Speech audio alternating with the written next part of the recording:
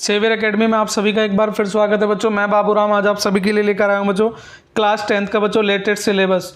जी हाँ बच्चों, कोरोना महामारी के कारण भारत सरकार ने बच्चों या स्टेट गवर्नमेंट ने जो 30% सिलेबस डिडक्ट किया है बच्चों, उसके बारे में आज मैं जानकारी दूंगा। तो बच्चों सेवियर एकेडमी में एक बार फिर आप सभी का स्वागत है।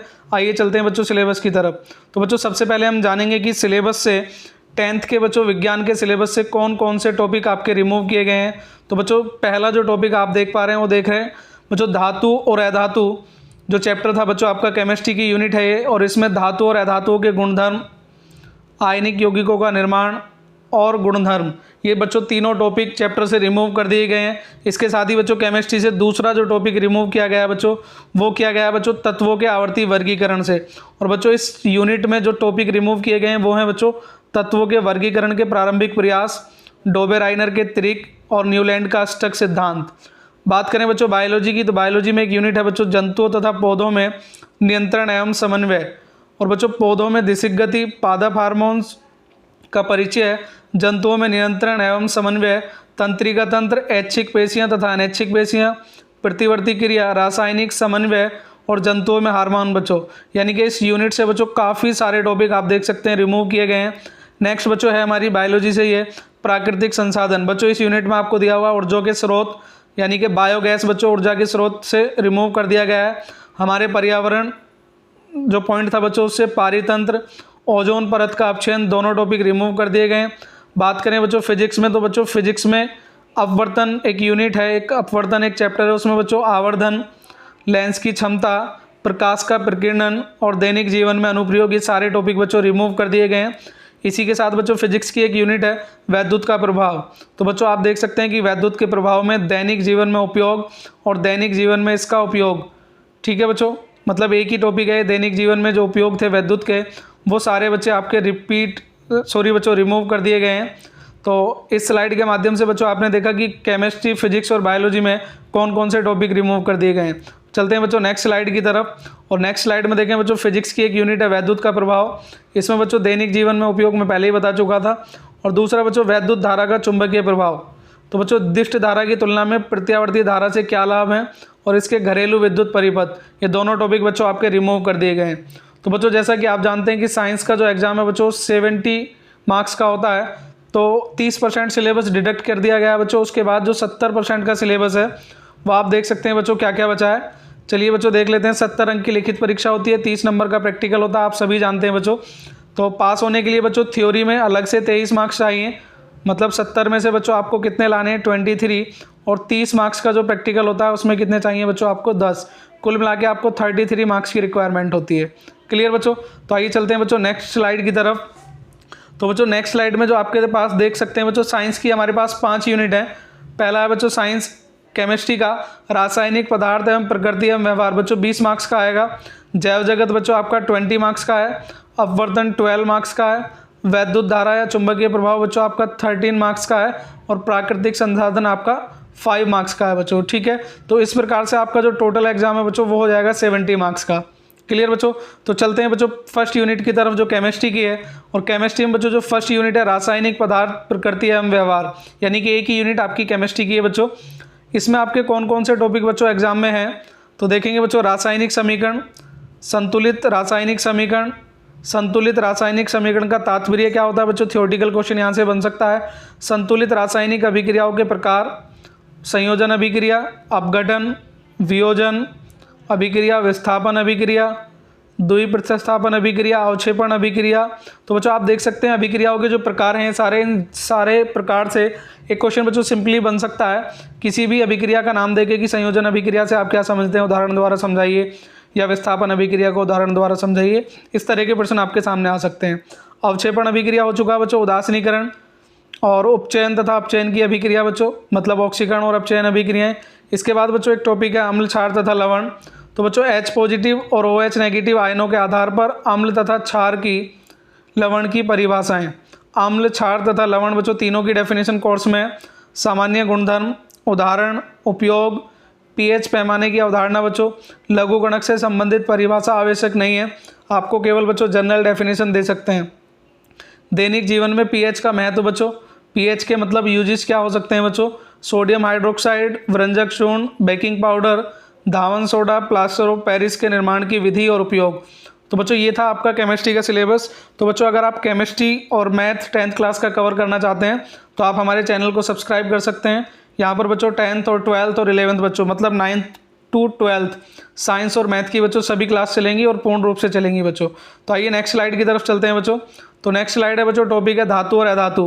तो बच्चों धातु और धातु से कुछ टॉपिक रिमूव कर दिए गए थे, कुछ बचे हैं बच्चों। सक्रियता श्रेणी, कौन सा टॉपिक है बच्चों? सक्रियता श्रेणी।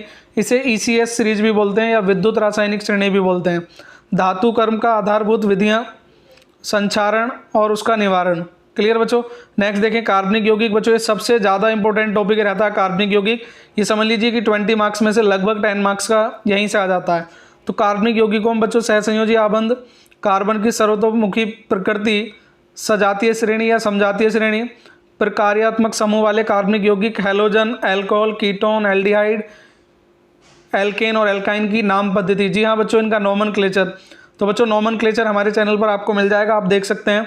संतृप्त तथा असंतृप्त हाइड्रोकार्बन में अंतर, कार्बनिक यौगिकों के रासायनिक गुणधर्म मतलब दहन, ऑक्सीकरण, संकलन, प्रतिस्थापन अभिक्रिया, एथेनॉल, एथेनोइक अम्ल, और बच्चों केवल गुणधर्म तथा उपयोग, साबुन और अपमार्जक। बच्चों ये कंप्लीट यूनिट आपको सेवियर एकेडमी पर मिल जाएगी, आप चाहें तो बच्चों कवर कर सकते हैं वहाँ से। नेक्स्ट है बच्चों तत्वों का आवर्ती वर्गीकरण और वर्गीकरण की आवश्यकता। बच्चों इस टॉपिक में मैंडलीफ की आवर्त सारणी, आधुनिक आवर्त सारणी, गुणों में उन्नयन, संयोजकता, परमाणु क्रमांक, धात्विक और अधात्विक गुणधर्म। तो बच्चों केवल आपको केवल और केवल यही टॉपिक पढ़ने हैं।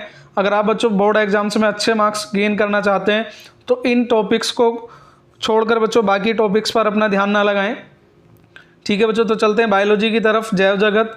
तो जैव जगत में बच्चों पहला जो चैप्टर आपका होगा जैव प्रक्रम, उसमें बच्चों बताया गया होगा सजीव, पौधों एवं जंतुओं में पोषण के बारे में। ठीक है बच्चों, श्वसन, परिवहन, उत्सर्जन की मूलभूत अवधारणा, प्रजनन।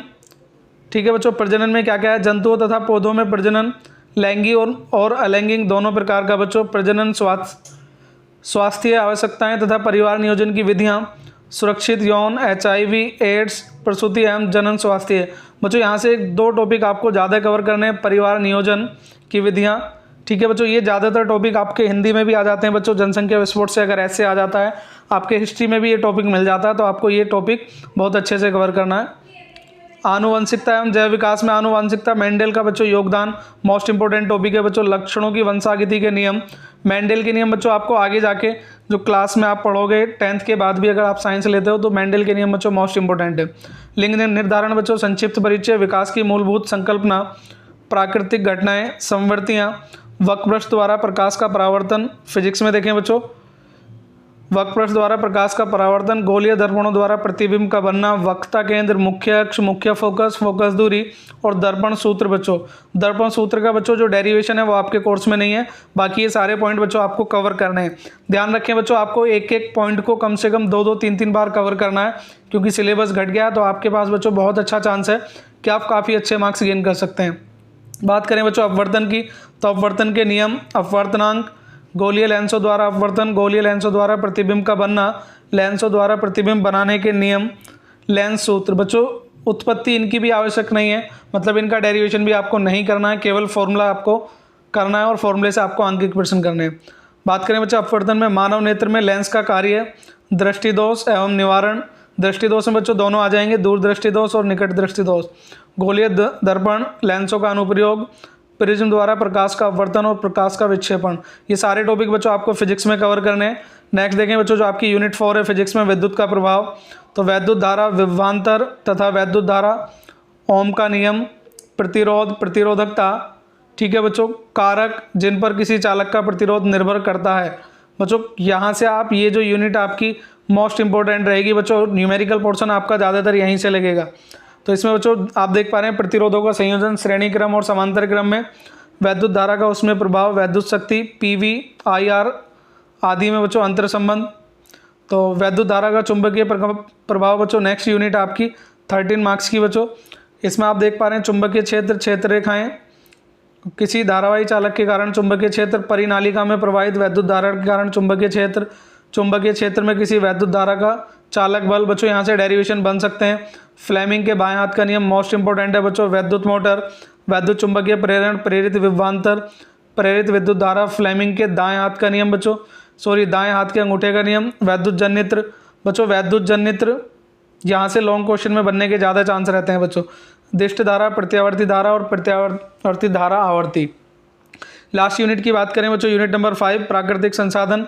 तो ऊर्जा के स्रोत, ये आपको पढ़ना है बच्चों। ऊर्जा के विभिन्न रूप, ऊर्जा के परंपरागत तथा गैर परंपरागत स्रोत, जीवाश्म ईंधनों, सौर ऊर्जा, पवन, जल तथा ज्वारीय ऊर्जा, नाभिकीय ऊर्जा, नवीकरणीय तथा अनवीकरणीय ऊर्जा के स्रोतों की तुलना।